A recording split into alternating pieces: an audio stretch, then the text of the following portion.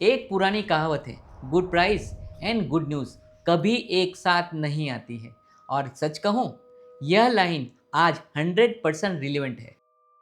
आज दुनिया में अनसर्टेनिटी है, कन्फ्यूजन है, फियर है, नेगेटिव सेंटीमेंट है, और इसी बीच हमारा बाजार हर गिरावट पे सस्ता बनता जा रहा है। अगर आप 2024-25 में इक्विटी या फिर इक्विटी म्यूचुअल फंड में इन्वेस्ट कर रहे थे, तो आज जब वही बाजार आपको सस्ता मिल रहा है, तो आपको कॉन्फिडेंट होना चाहिए या फिर डरना चाहिए। और यही आज का कोर क्वेश्चन है, क्या यही सही मौका है ज़्यादा इन्वेस्ट करने का? क्या सही में बाजार या वैल्यूएशन सस्ते हो गए हैं? क्यों कहा जा रहा है निवेश करो, मौका चूकना मत? इन सब का जवाब जानने के लिए वीडियो को आखिर तक जरूर देखें। लेकिन सबसे पहले एक फाउंडेशंस को समझना जरूरी है, वह है वैल्यूएशंस। बाजार सस्ता है या महंगा है, ये कैसे डिसाइड करते हैं? फ्रेमवर्क बड़ा ही सिंपल है।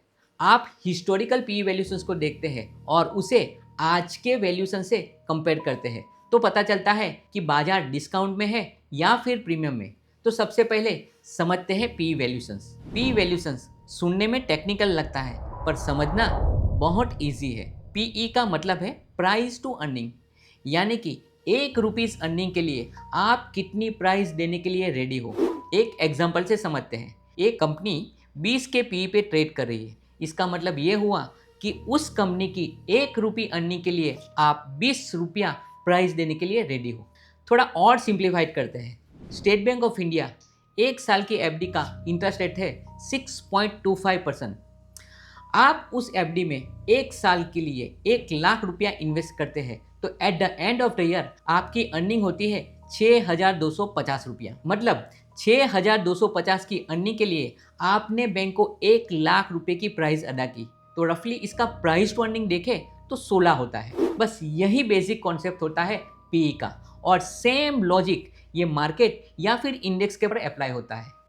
जैसे कि आप जानते हैं, मार्केट या कोई इंडेक्स बनता है अलग अलग कंपनियों से। जैसे निफ्टी में 50 कंपनी होती है और सेंसेक्स में 30, और इन सभी कंपनीज को मार्केट कैप के हिसाब से वेटेज दिया जाता है। तो जब मार्केट की पी रेशियो की बात करते हैं, तो वेटेज पी रेशियो उन स्टॉक्स का होता है जिससे इंडेक्स बना होता है। अब सवाल यह है कि 7 अप्रैल 2026 का मैंने डेटा लिया है। इस समय ये नंबर्स हमें क्या बताते हैं? क्या बाजार सही में सस्ता है, महंगा है, या फिर फेयर जोन में है? तो चलिए जानते हैं फैक्ट्स एंड फिगर को, क्योंकि इन्वेस्टिंग फीलिंग से नहीं होती है, फैक्ट्स एंड फिगरों के साथ होती है। सबसे पहले बात करते हैं सेंसेक्स की। सितंबर 2024 सेंसेक्स था अराउंड 84,300 के आसपास, जो आज वो गिरकर 74,000 के आसपास आ गया है। यानी कि बाजार में 11% का करेक्शंस देखने को मिला। अब वैल्यूशंस को देखिए। सेंसेक्स का पी सितंबर 2024 में 24.44 था, और आज वही सेंसेक्स का पी गिरकर 20.51 के आसपास आ चुका है।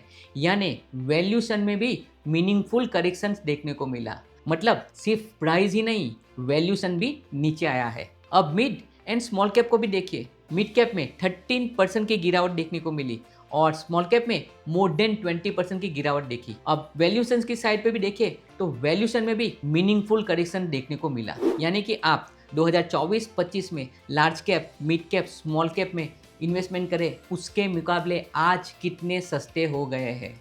यानी कि एसेट वही पर कम दाम में। एक और इंटरेस्टिंग डेटा, तो चलिए पिछले 10 साल का सेंसेक्स का पी वैल्यूशंस का चार्ट को देखिए।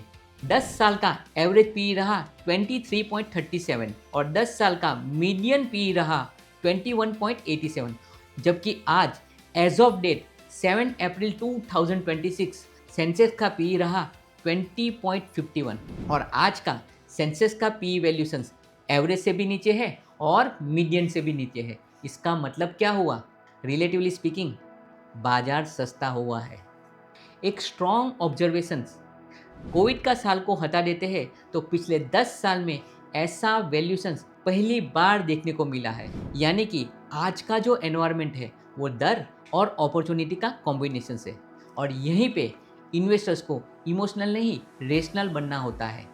नेचुरली अब आपके माइंड में एक सवाल आता होगा कि 15-18 महीनों से हमारा बाजार अंडर परफॉर्मेंस क्यों रहा? ध्यान से देखिए इस इमेज को। पिछले 15-18 महीनों से हमारे बाजार ने वैसा रिटर्न नहीं बना के दिया जैसा 2020 से 2024 तक हमने बनते हुए देखा। रीज़न सिंपल है, ईपीएस ग्रोथ स्ट्रॉन्ग नहीं थी। ईपीएस यानी कि अर्निंग पर शेयर, जब भी अर्निंग्स नहीं बढ़ती है तब सस्टेनेबली मार्केट भी नहीं बढ़ता है। इक्विटी मार्केट को आगे बढ़ाने के लिए अर्निंग्स ही सपोर्ट करती है और यही बात सरकार समझ चुकी थी। इकोनॉमी को सपोर्ट करने के लिए सरकार ने लास्ट ईयर पुख्ता कदम उठाए हैं। जीएसटी का रिफॉर्म किया ताकि गुड्स एंड सर्विस ज़्यादा अफोर्डेबल बन सके। इनकम टैक्स में छूट दी 12 लाख तक की, ताकि हमारे हाथ में ज़्यादा से ज़्यादा पैसा हो, ताकि हम ज़्यादा से ज़्यादा खर्चा कर सकें। याद है सितंबर 2025 सरकार महा बचत उत्सव लेके आई थी। दरअसल वो महा खर्च उत्सव था, यानी कि सरकार हमें प्रेरणा दे रही है कि हम ज़्यादा से ज़्यादा खर्चा कर सकें। और आरबीआई ने भी लास्ट ईयर इंटरेस्ट रेट में समय समय पर कटौती की और ज़्यादा से ज़्यादा लिक्विडिटी प्रोवाइड करने की कोशिश की ताकि लोन सस्ती हो सके और लोन लेके हम ज़्यादा से ज़्यादा खर्चा कर सके। इन सारे स्टेप्स के पीछे एक ही ब्रॉड एस्पेक्ट है, कंजप्शन को सपोर्ट करना, डिमांड को रिट्राइव करना और अर्निंग साइकिल को वापस मोमेंटम में लेके आना। क्योंकि आखिरकार हमारे खर्चे ही कंपनी की अर्निंग्स होती है। जो पैसा आज हम खर्च कर रहे हैं वो आगे जाके कंपनी की ही अर्निंग बनती है और वही लिस्टेड कंपनी की अर्निंग पर शेयर में रिफ्लेक्ट होती है।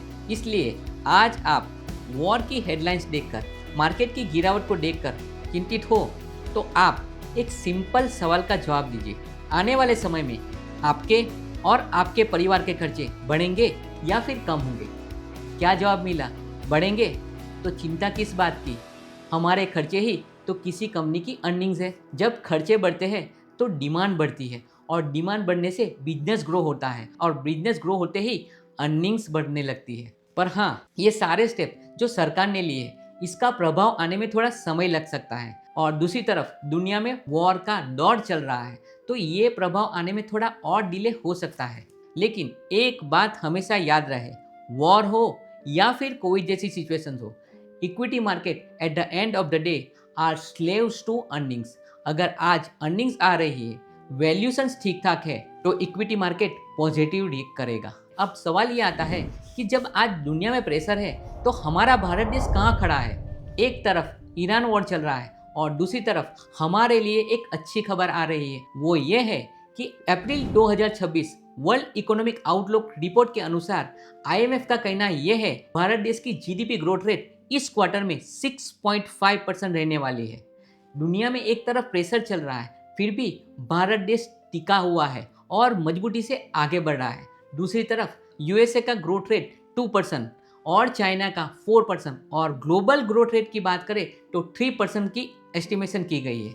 सोचिए, जब दुनिया में प्रेशर है, अनसर्टेनिटी है, तब भी भारत देश में ग्रोथ दिख रही है। और इन्वेस्टर्स के लिए इस वक्त सबसे इम्पोर्टेंट बात क्या है? स्ट्रॉन्ग इकोनॉमी, बेटर वैल्यूशंस और बैड सेंटीमेंट। और ये तीनों चीज़ें हर रोज एक साथ कभी नहीं आती है। अक्सर वेल क्रिएशंस के बड़े मौके ऐसे अनकंफर्टेबल फेजेस में ही बनते हैं। इसलिए सवाल ये नहीं है कि दुनिया में डर परेशानी क्यों है, सवाल ये है कि क्या आप डर के उस पार देख रहे हैं?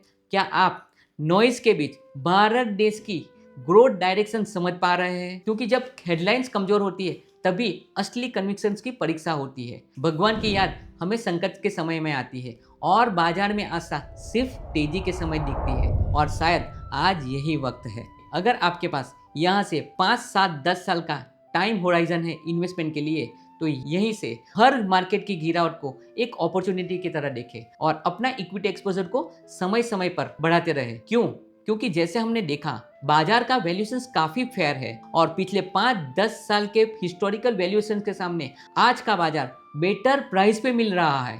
हाँ, मैं आज की कंसर्न समझ सकता हूँ, दुनिया में वॉर का टेंशन चल रहा है, अनसर्टेनिटी है और दूसरी तरफ पिछले 15-18 महीनों से हमारा बाजार अंडर परफॉर्मेंस में रहा, इसलिए शायद ज़्यादा इन्वेस्ट करने के लिए रुक रहे हो, क्लियरिटी की राह देख रहे हो। तो एक बात हमेशा ध्यान रहे, अगर आप इक्विटी इन्वेस्टर्स हैं तो बाजार का ऊपर नीचे होना नॉर्मल है। वॉलेटिलिटी बाजार का फीचर्स है, बग नहीं है। वॉलेटिलिटी से आपको डरना नहीं है, इससे समझना है और धीरे धीरे इससे आपको यूज टू होना है, यानी कि कंफर्टेबल होना है, क्योंकि लॉन्ग टर्म वेल्थ क्लियरिटी से नहीं, कन्विक्शन से बनती है। अगर आप ऐसे ही प्रैक्टिकल और थॉटफुल इन्वेस्टिंग इंसाइट चाहते हो तो हमारे चैनल को सब्सक्राइब जरूर करें। धन्यवाद। जय हिंद।